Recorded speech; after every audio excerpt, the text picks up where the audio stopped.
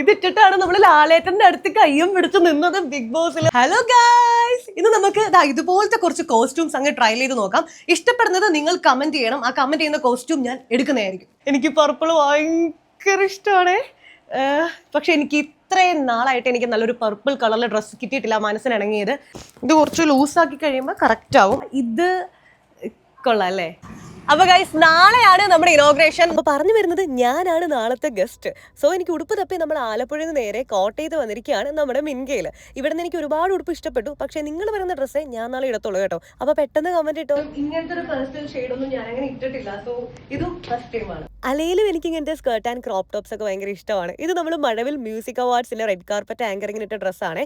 ഇനിയിപ്പോൾ നമുക്ക് നൈസായിട്ട് സാരിയിലേക്ക് ഒന്ന് പോയാലോ? ഈ സാരിയൊക്കെ എങ്ങനെയുണ്ട് ഗൈസ്? ഞാൻ ഉടുത്ത എങ്ങനെ ഉണ്ടാവും? എനിക്ക് പൊതുവേ സാരി ഉടുക്കാൻ കുറച്ച് മടിയാണ്. പക്ഷേ ഇവിടുത്തെ ഈ സാരിയുടെ സെപ്പറേറ്റ് സെക്ഷൻ കണ്ടിട്ടേ കൊതി വന്നിട്ട് വയ്യായിരുന്നു കേട്ടോ.